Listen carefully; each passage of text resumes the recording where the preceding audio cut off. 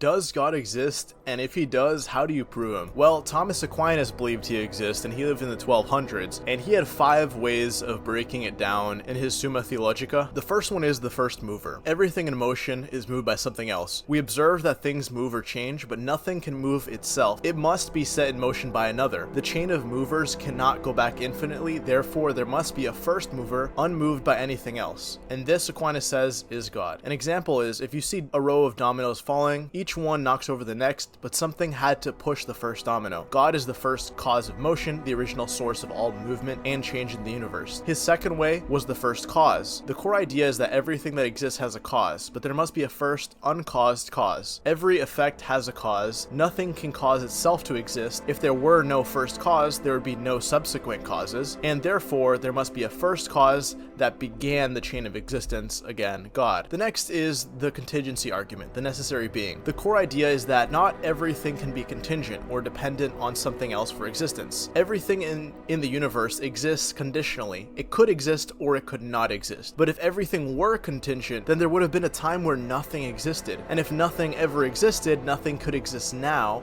because something can't come from nothing. Therefore, there must be a necessary being, a being that exists and depends on nothing else, aka God. An example is, think of fire and heat. Heat exists only if fire exists. If nothing had ever existed at all, there'd be nothing now. Something necessary had to exist to make it possible, to make anything possible. His fourth way is the argument from gradation, or degrees of perfection. The core idea is that there are varying degrees of qualities, like goodness, truth, beauty, and perfection. So there must be a maximum standard by which these are measured. We notice that there are things that are more good, less good, true, noble, etc. More and less imply comparison to a maximum. There must be a most good, a most true, a most perfect being, the ultimate standard. That being is God, the source of all perfections. Another example is fire is the most hot thing compared to others. It's the source of heat. Similarly, God is the most good, the source and measure of all goodness and truth. And his fifth way was the argument from teleology, design and purpose. The core idea is that non-intelligent things act towards a goal, showing evidence of design. Natural objects like plants, physical laws, act with purpose,